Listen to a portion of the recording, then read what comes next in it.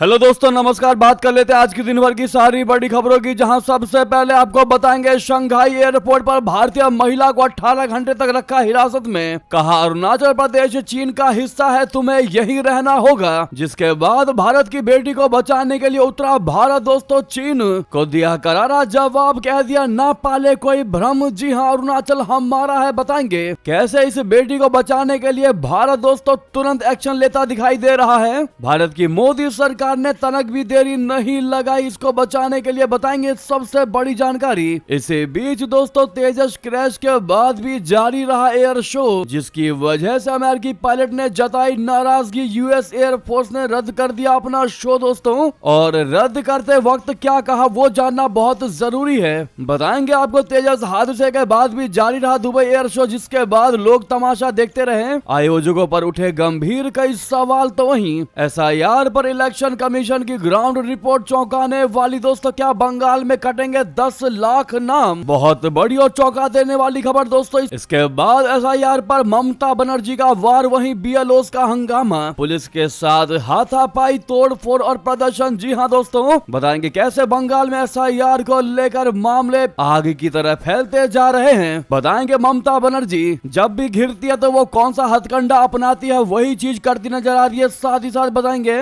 दिल्ली में बैठी शेख हसीना की बढ़ सकती है मुसीबत। दोस्तों, मोहम्मद यूनुस की सरकार ने हायर कर दिए यूनाइटेड किंगडम के 2 वकील। अब क्या करेगा भारत दोस्तों, कैसे जवाब देगा? ये बड़े सवाल के जवाब आपको हम देने वाले हैं। बस आप वीडियो के लास्ट तक बने रहिएगा। और खबरों में आगे बढ़ने से पहले दोस्तों, अगर आप भी मानते हैं अरुणाचल प्रदेश भारत का था, है और रहेगा, और सिर्फ मुख मात्र से ये कह देने से ये हिस्सा चीन का नहीं हो जाएगा, और भारत अपने क्षेत्र को हर हाल में पाने के लिए किसी भी हद तक जा सकता है, तो वीडियो को लाइक करके, चैनल को सब्सक्राइब करके, बेल आइकन दबा के कमेंट में जय हिंद अवश्य कह दीजिएगा। दोस्तों, अब बात करते हैं पहली सबसे बेहतरीन खबर की, जहां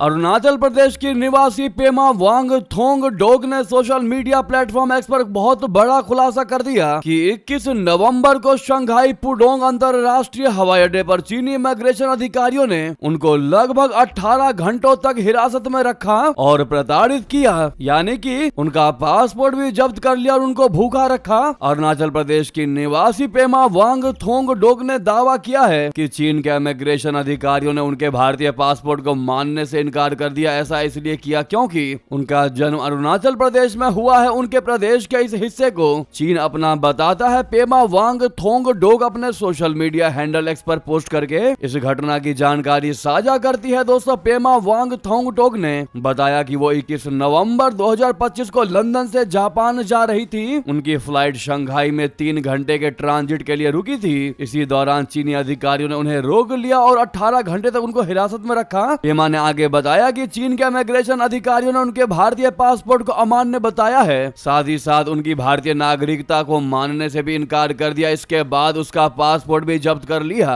पेमा ने बताया कि इसके बाद अधिकारियों ने जापान के लिए वैध वीजा होने के बावजूद आगे की फ्लाइट में बैठने से रोक दिया। अधिकारियों ने बताया कि अरुणाचल प्रदेश चीन का हिस्सा है और तुम्हें यहीं रहना होगा। उसे अवैध हिरासत में करीब 18 घंटे तक भूखा रखा गया। इस बीच अधिकारियों द्वारा उससे लगातार पूछताछ की जाती रही, जिससे उसे मानसिक उत्पीड़न का सामना करना पड़ा। इतना ही नहीं दोस्तों, पेमा वांगथोंग डोग ने सोशल मीडिया प्लेटफॉर्म एक्स पर अपनी इस व्यथा को बताते हुए प्रधानमंत्री ऑफिस, केंद्रीय मंत्री किरेन रिजिजू और अरुणाचल प्रदेश के मुख्यमंत्री पेमा खांडू तक को भी टैग किया। इतना ही नहीं दोस्तों, जैसे ही टैग किया उसके बाद ये खबर सनसनी की तरह पूरे भारत में फैल गई, जिसके बाद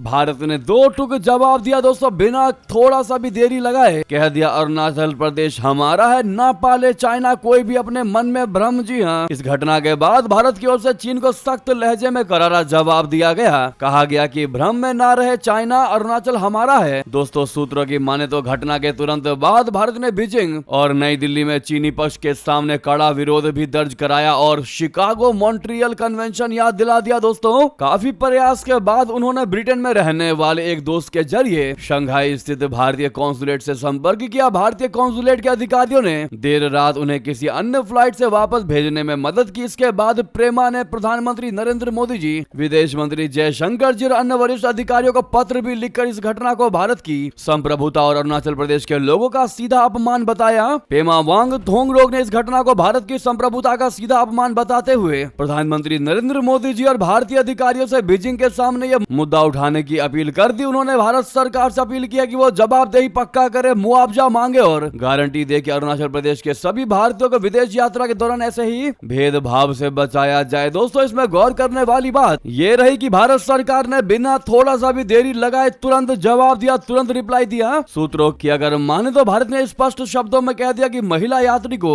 एकदम हास्यास्पद और निराधार आधार पर रोका गया था। अरुणाचल प्रदेश निर्विवाद रूप से भारत का अभिन्न अंग है और इसके निवासी पूर्ण अधिकार के साथ भारतीय पासपोर्ट रखते हैं तथा उससे विश्व में कहीं भी कभी भी यात्रा कर सकते हैं। सूत्रों की माने तो इस दौरान ये भी जोर देकर कहा गया कि चीनी अधिकारियों का यह कृत्य शिकागो कन्वेंशन तथा मॉन्ट्रियल कन्वेंशन जैसे अंतरराष्ट्रीय नागरिक उड्डयन समझौतों का खुला उल्लंघन है। इस पर आपकी क्या राय है दोस्तों? और भारत सरकार के इंस्टेंट एक्शन की अगर आप भी सराहना करते और मानते हैं कि अगली बार और बेहतर तरीके से चीन को जवाब दिया जाना चाहिए तो अपनी राय देना बिल्कुल मत भूलिएगा दोस्तों। और अंतरराष्ट्रीय लेवल पर इस बेटी को बचाने के लिए जो भारत की मोदी सरकार उतरी, वाकई में इन्होंने प्रूव कर दिया कि चाहे बेटी देश में हो या बाहर, भारत सरकार कहीं भी अपने देश के नागरिकों को बचाने के लिए तत्पर रहती है। दोस्तों, एक चीज तो माननी पड़ेगी कि भारत के नागरिकों के लिए भारत की सरकार हमेशा फैसले लेती है, चाहे उसके लिए अमेरिका तक से लड़ना क्यों ना पड़े, चाहे टैरिफ का वॉर क्यों ना झेलना पड़े, लेकिन भारत की मोदी सरकार भारतीय के लिए और इन्हीं के हित में फैसले लेते दिखाई देती है। दोस्तों, इस पर आप लोग राय देना बिल्कुल मत भूलिएगा। नेक्स्ट खबर की बात करते हैं, जहां पर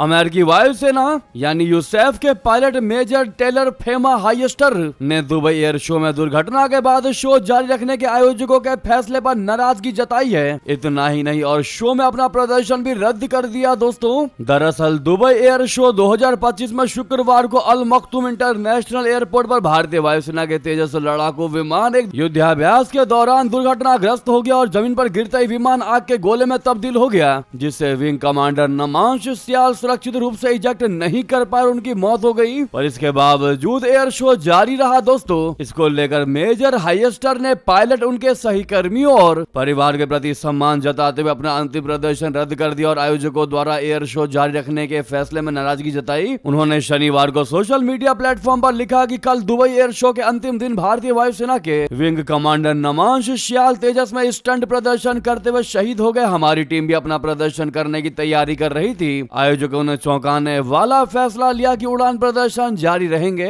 हमारी टीम ने कुछ अन्य टीमों के साथ मिलकर सम्मान में अपना अंतिम प्रदर्शन रद्द करने का फैसला किया। शहीद पायलट, उनके साथियों और परिवार के प्रति सम्मान में, और यही वजह रही कि अमेरिकी F-16 डेमो टीम ने 21 नवंबर को दुबई एयर शो में अपना आखिरी प्रदर्शन रद्द कर दिया। इसके लिए आप क्या कहना चाहेंगे दोस्तों? अपनी राय जरूर दीजिएगा। वहीं आपको बता दें, यूएई ने भी भारत को भेजा भावनात्मक संदेश, शहीद पायलट को दे दी श्रद्धांजलि। शहीद पायलट विंग कमांडर नमांश सियाल की शहादत पर संयुक्त अरब अमीरात यानी यूएई ने अब भारत के प्रति एकजुटता और गहरी संवेदना व्यक्त की। विदेश मंत्रालय ने यूएई की इस भावनात्मक प्रतिक्रिया के लिए धन्यवाद दिया। वहीं विदेश मंत्रालय के प्रवक्ता रणधीर जायसवाल जी ने एक्स पर लिखा कि आपकी एकजुटता के लिए धन्यवाद। हम यूएई सरकार और जनता की भावनाओं की सराहना करते हैं। यूएई के विदेश मंत्रालय ने बयान जारी कर कहा कि दुबई एयर शो के दौरान हुए दुखद विमान हादसे पर वो भारत के साथ खड़ा है और भारतीय पायलट की शहादत से गहरा दुख हुआ है। यूएई ने शहीद पायलट के परिवार, भारत सरकार और भारतीय जनता के प्रति संवेदना व्यक्त की। दोस्तों, साथ ही साथ आपको बता दें, बहुत बड़ी और अहम जानकारी, क्या बंगाल में कटेंगे 10 लाख नाम एसआईआर पर? इलेक्शन कमीशन की ग्राउंड रिपोर्ट चौंका देने वाली। दोस्तों, पश्चिम बंगाल में 1-2 नहीं बल्कि 10 लाख लोगों के नाम वोटर लिस्ट से गायब हो सकते हैं। एसआईआर यानी वोटर लिस्ट के स्पेशल इंटेंसिव रिवीजन के दौरान चुनाव आयोग को बीएलओ की ओर से जो रिपोर्ट मिल रही है उसने हड़कंप मचा दिया। जी हां, न्यूज 18 को चुनाव आयोग के सूत्रों से मिली जानकारी के मुताबिक शुरुआती आंकड़े बता रहे हैं कि वोटर लिस्ट में लगभग 6 से 6.5 लाख नाम नाम उन लोगों के नाम है जो वर्षों पहले मर चुके हैं। बाकी नाम डुप्लीकेट, दूसरे इलाके में शिफ्ट हुए या फिर ट्रेस ना होने वाले मतदाताओं के हैं। साफ है कि इन्हें वोटर लिस्ट से हटाया जाएगा। जी हाँ, इलेक्शन कमीशन के सूत्रों ने बताया कि राज्य में बूथ लेवल ऑफिसर्स यानी BLOs ने घर घर जाकर फॉर्म बांटने और कलेक्ट करने की प्रक्रिया में कई चौंकाने वाली बातें रिपोर्ट की। BLO की ग्राउंड रिपोर्ट के मुताबिक जो बातें सामने आई है वो चौंका देने वाली है दोस्तों। 6 से 6.5 लाख मतदाता मृत पाए गए हैं। बड़ी तादाद में डुप्लीकेट वोटर पाए गए। कई मतदाता अस्थायी रूप से दूसरी जगह शिफ्ट हो चुके थे। कुछ मतदाता ट्रेस ही नहीं हो पाए, यानी घर ही खाली मिला दोस्तों। इस वजह से इन नामों को SIR के दौरान अनकलेक्टेबल यानी जिन्हें तलाशा नहीं जा सका उस श्रेणी में डाल दिया गया है। ये वे वोटर है जिनसे फॉर्म ना मिलने का कारण या तो मृत होना, घर खाली होना, डुप्लीकेट एंट्री होना या स्थायी तौर पर शिफ्ट होना है। ऐसे में सवाल यह है कि क्या ये नाम अभी से हटा दिए जाएंगे? तो आपको बता दें, नहीं। चुनाव आयोग के सूत्रों के मुताबिक ये अभी सिर्फ एक संभावित सूची है। अगर निर्धारित समय में कोई दावा करने आता है, यानी कोई परिवार आकर ये बताता है कि फला वोटर जिंदा है और नाम सही है, तो वो नाम वापस जोड़ दिया जाएगा। लेकिन ये भी सच है कि अगर कोई दावा नहीं हुआ तो यह दस्तावेज नहीं मिले तो ये 10 लाख नाम ड्राफ्ट लिस्ट से हटने तय माने जा रहे हैं दोस्तों। तो वहीं दोस्तों, पश्चिम बंगाल में जारी मतदाता सूची के विशेष गहन पुनरीक्षण SIR में शामिल बूथ स्तरीय अधिकारियों BLOs ने सोमवार को काम के कथित अत्यधिक दबाव के विरोध में प्रदर्शन के दौरान यहां CEO कार्यालय में घुसने का प्रयास किया और पुलिसकर्मियों के साथ हाथापाई की। एक वरिष्ठ अधिकारी ने यह जानकारी दी। वहीं तृणमूल कांग्रेस के सांसद साकेत गोखले ने सोमवार को कहा कि यदि निर्वाचन आयोग वास्तव में स्वतंत्र है तो उसे बूथ स्तर के अधिकारियों की सुरक्षा करनी चाहिए, मतदाताओं के अधिकारों की रक्षा करनी चाहिए और विशेष गहन पुनरीक्षण प्रक्रिया के बारे में पारदर्शी होना चाहिए दोस्तों। वहीं पश्चिम बंगाल के रास्ते बांग्लादेश भाग रहे रोहिंग्या से मिलकर राज्यपाल पूछेंगे कि भारत में कैसे घुसे, हमें बताओ। जी हाँ, जैसा कि आप सभी को पता है, भारतीय निर्वाचन आयोग की तरफ से 4 नवंबर को SIR शुरू किया गया था, जिसके बाद भारत में अवैध तरीके से रह रहे बांग्लादेश प्रवासी अपने देश लौट रहे हैं। बांग्लादेश लौट रहे प्रवासियों से मिलने के लिए पश्चिम बंगाल के गवर्नर CV आनंद बोस आज नॉर्थ 24 परगना जाएंगे। इस दौरान राज्यपाल हकीमपुर में भारत पाकिस्तान के बॉर्डर पर पहुंचेंगे। राज्यपाल फिलहाल नदिया में है, जो बांग्लादेश के साथ भारत की अंतर्राष्ट्रीय सीमा को शेयर करती है। राजभवन के अधिकारी के मुताबिक राज्यपाल बॉर्डर पर जमा हुए गैर कानूनी बांग्लादेशी घुसपैठियों से बात करेंगे। इस मुलाकात में वो उनसे भारत में घुसने के बारे में अनुभव भी लेंगे, जिसमें उनके यहाँ आने के तरीके से लेकर भारत में कहां रहे और जीवन यापन के लिए क्या क्या किया, ये जानकारी भी शामिल है दोस्तों। तो वहीं आपको सबसे बड़ी और अहम जानकारी बता दें, बांग्लादेश में कट्टरपंथी जमात इस्लामी के चुनाव में नरसंहार की धमकी, पाकिस्तानी ISI से मिल रहा हथियार, भारत में भी पसारे पैर। दोस्तों, बांग्लादेश में अगले साल की शुरुआत में आम चुनाव होने की संभावना है। बांग्लादेश के इतिहास में इसे बहुत अहम चुनाव माना जा रहा है। एक तरफ देश के लोग निष्पक्ष चुनाव की उम्मीद कर रहे हैं, तो वहीं कई कट्टरपंथी गुट और दक्षिणपंथी राजनीतिक दल इसमें खलल डालने की तैयारी में है। बांग्लादेश जमात इस्लामी के प्रमुख डॉक्टर शफीकुर रहमान ने खुले तौर पर कहा है कि चुनाव के दिन भीषण हिंसा हो सकती है। बांग्लादेश के जाने माने एक्सपर्ट सलाहुद्दीन शोएब चौधरी ने कहा कि पाकिस्तानी एजेंसी ISI और कट्टरपंथी जमात का गठजोड़ ढाका में बड़ी हिंसा की वजह बन सकता है। वीकली ब्लिट्ज की रिपोर्ट में कहा गया है कि शफीकुर रहमान ने एक ही दिन चुनाव और रेफरेंडम पर चेतावनी दी है। उन्होंने कहा कि उसी दिन चुनाव और नेशनल रेफरेंडम कराने से इलेक्शन जेनोसाइड जैसा कुछ हो सकता है। जमात ने बांग्लादेश में कई चुनाव लड़े हैं, लेकिन वो लगातार विवादों में भी रही है। खासतौर से हिंसा को लेकर जमात पर कई गंभीर आरोप हैं। ऐसे में नरसंहार जैसी धमकी का संकेत क्लियर है कि चुनाव में स्थितियां खराब हो सकती हैं। दोस्तों, चौधरी का दावा है कि कई पाकिस्तानी फर्जी कागजात पर ढाका आए हैं। वहीं ISI की 8 लोगों की टीम ने भी बांग्लादेश में डेरा डाला हुआ है। ISI की यह टीम एक लोकल कंपनी से हेलीकॉप्टर किराए पर लेकर बांग्लादेश इंडिया बॉर्डर पर घूम रही है। यह टीम कोसबा जिले में कम से कम 3 इंडियन मिलिटेंट से भी मिली है। इससे पता चलता है कि बांग्लादेश के इलेक्शन के माहौल को अस्थिर करने के लिए प्लान पर काम किया जा रहा है। सलाहुद्दीन का कहना है कि ढाका आए लोगों में पाकिस्तान आर्मी के मौजूदा और रिटायर्ड अधिकारी शामिल है। ब्रिगेडियर शोएब आसिफ खान, अफजाल अहमद खान, राजा इरफान यासिन, मोहम्मद अशरफ शाहिद, सैयद साकी मुर्तजा, मोहम्मद महराज, कर्नल वकार उबैद उल्लाह का ढाका आना एक कोऑर्डिनेट दखल को दिखाता है। वाकई में दोस्तों, बांग्लादेश में चुनाव से पहले या चुनाव के समय इस प्रकार से नरसंहार भारत के लिए भी बहुत बड़ा खतरे की एक अलार्म की तरह दिखाई दे रहा है। दोस्तों, अब देखना ही होगा कि भारत की मोदी सरकार इसको कंट्रोल करने के लिए क्या कदम उठाती है और बांग्लादेश में कहीं ये जेनोसाइड्स अल्पसंख्यक समुदाय पर ना पड़ जाए। दोस्तों वहीं आपको बता दें, इतना ही नहीं, दिल्ली में बैठी शेख हसीना की बढ़ सकती है मुसीबत। मोहम्मद यूनुस सरकार ने हायर किए यूके के 2 वकील। जी हां, शेख हसीना को भारत से ले जाने के लिए बांग्लादेश की सरकार ने ब्रिटेन के 2 मशहूर वकील हायर किए हैं। प्रत्यर्पण मामले में दोनों वकील दुनिया भर में काफी मशहूर माने जाते हैं। इन दोनों वकील का नाम है टोबी कैडमैन और अनास्तासिया मेदवेज़काया। जी हां, रविवार को दोनों वकील अमीरात एयरलाइंस में ढाका पहुंचे हैं। भारत की राजधानी नई दिल्ली में रह रही बांग्लादेश के अवदस्त प्रधानमंत्री शेख हसीना को ढाका स्थित इंटरनेशनल ट्रिब्यूनल ने मौत की सजा सुनाई है। कोर्ट से शेख हसीना को सजा मिलने के बाद बांग्लादेश की सरकार एक्टिव हो चुकी है। शेख हसीना को वापस बांग्लादेश ले जाने के लिए मोहम्मद यूनुस की सरकार 3 बार नई दिल्ली को चिट्ठी लिख चुकी है। तीनों ही बार उसे कोई सही जवाब नहीं मिला। अब कोर्ट के फैसले के बाद भी सरकार को ये उम्मीद नहीं है कि बांग्लादेश को शेख हसीना वापस मिलेगी। ऐसे में नए सिरे से यूनुस की सरकार ने इसकी कवायद शुरू कर दी है। विदेश मंत्रालय के सलाहकार का कहना है कि शेख हसीना को अगर हमें वापस नहीं सौंपा जाता है तो हम इंटरनेशनल कोर्ट जाएंगे, जहां पर प्रत्यर्पण का मसला उठाएंगे।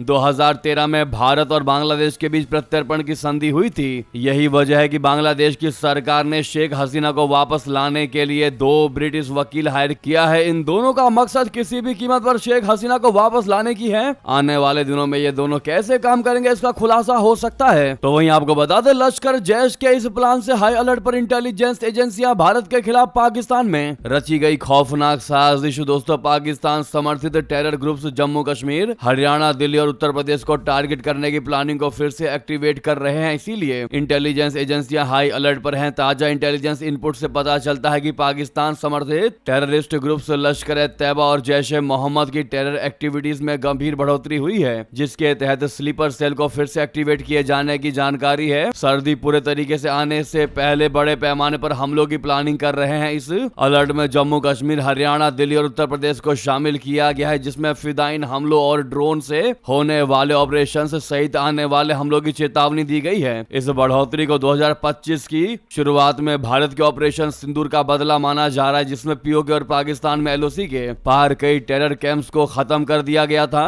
इंटेलिजेंस सोर्सेज का कहना है कि टेरर यूनिट्स ने घुसपैठ और टोह लेना तेज कर दिया है। वे लाइन ऑफ कंट्रोल पर संभावित बड़ी घुसपैठ और हवाई हथियार गिराने के लिए कमजोर जगहों को मैप करने के लिए ड्रोन सर्विलांस का इस्तेमाल कर रहे हैं। अक्टूबर में पीओके में बड़े लेवल पर आतंकी जमावड़े हुए, जिनमें आईएसआई, जमात इस्लामी, हिजबुल मुजाहिदीन और ऑपरेशन सिंदूर से हुए नुकसान का बदला लेने के लिए वजीफा पाने वाले पुराने कमांडर शामिल थे। खबर है कि पाकिस्तान की बॉर्डर एक्शन टीम और स्पेशल सर्विसेज ग्रुप के कमांडो भी लश्कर-ए-तैयबा और जैश-ए-मोहम्मद के आतंकी हैंडलर्स के साथ शामिल थे। दोस्तों, अगली खबर की बात करते हैं, जहां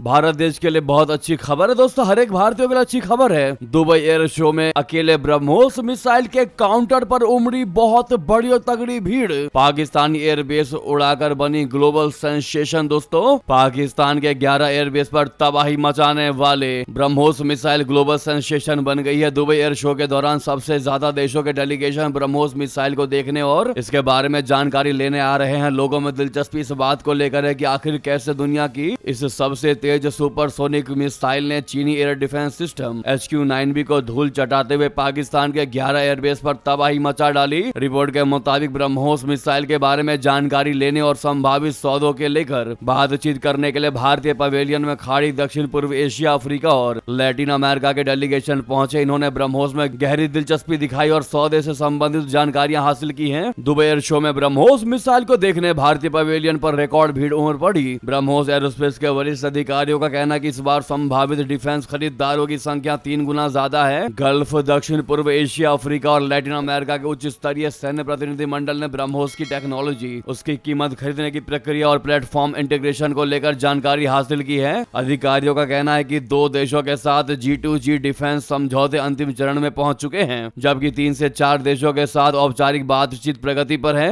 दोस्तों, ब्रह्मोस के ग्लोबल सेंसेशन बनने के पीछे मई महीने का संघर्ष है, जब भारत ने पहली बार बार दुनिया को ब्रह्मोस मिसाइल की ताकत दिखाई थी भारतीय वायुसेना के सुखोई 30 MKI लड़ाकू विमानों से। पाकिस्तान के अत्यंत संरक्षित एयरबेसों जैसे नूर खान बेस जो कि रावलपिंडी में मौजूद है और जकोबाबाद पर ब्रह्मोस ए मिसाइलें दागी। पाकिस्तान ने इन दोनों एयरबेस को बचाने के लिए चीनी HQ-9BE और HQ-16FE एयर डिफेंस तैनात कर रखे थे, जो कि बेकार साबित हुए। चीन दावा करता था कि HQ-9BE एयर डिफेंस सिस्टम का 90% इंटरसेप्शन रेट का दावा है और वो मैच 5 की स्पीड से आने वाली मिसाइलों को रोकने में सक्षम है, लेकिन ब्रह्मोस के आगे चीनी एयर डिफेंस सिस्टम चारों खाने चित हो गया दोस्तों। और यही वजह रही कि दुबई एयर शो में सबसे ज्यादा भीड़ भारतीय ब्रह्मोस मिसाइल के काउंटर पर देखने को मिली। ऐसे में we proud of India comment में जरूर कहिएगा दोस्तों, लेकिन वीडियो को लाइक नहीं किया अभी तक तो लाइक का बटन जरूर दबा दीजिएगा। और रिक्वेस्ट है जहां पर भी आपको ग्रुप हो शेयर करना मत भूलिएगा। इस वीडियो को अगली खबर की बात करते हैं, जहां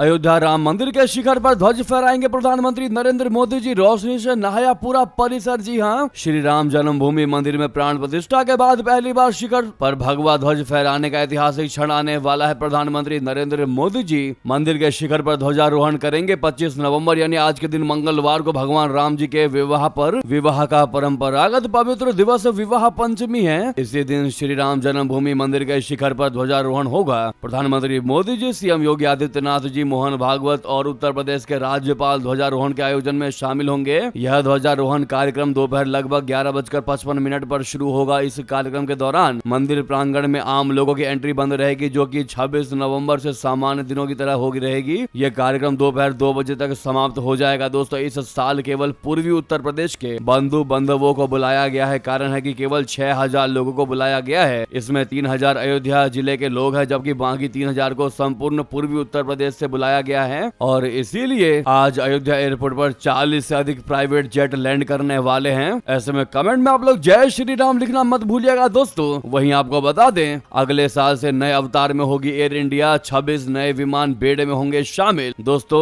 मीडिया रिपोर्ट के मुताबिक एयर इंडिया यात्रियों की सुविधाओं का ख्याल रखते हुए अपने बेड़े में बड़ा बदलाव कर रही है। इसी के तहत एयर इंडिया 2026 के अंत तक अपने बेड़े में 26 नए विमानों को शामिल करेगा, जिसमें उसकी 81% अंतरराष्ट्रीय उड़ान नए और रेट्रोफिट कराए जा रहे विमानों से करने की योजना है। एयर इंडिया के CEO और MD कैंपबेल विल्सन ने सोमवार को यह जानकारी दी। वहीं जहरीली हवा की मार के बाद अब राख के गुबार का खतरा। दिल्ली में सरकारी प्राइवेट ऑफिस के 50% कर्मचारी करेंगे वर्क फ्रॉम होम। दोस्तों, दिल्ली NCR के लोगों को जहरीली हवा के साथ ही एक नई परेशानी का सामना करना पड़ सकता है। इथियोपिया के हाईली गुब्बी ज्वालामुखी से राख का एक बड़ा गुबार उत्तरी भारत की ओर बढ़ने लगा है। ये ज्वालामुखी लगभग 10,000 सालों में पहली बार फटा है। माना यह जा रहा है कि ज्वालामुखी विस्फोट के बाद राख का यह गुबार दिल्ली NCR में भी पहुंचेगा। दूसरी तरफ राजधानी में बढ़ते प्रदूषण के बीच दिल्ली सरकार के सभी कार्यालय और निजी प्रतिष्ठान 50% कर्मचारियों के साथ काम करेंगे। बाकी कर्मचारी वर्क फ्रॉम होम करेंगे। जी हाँ दोस्तों,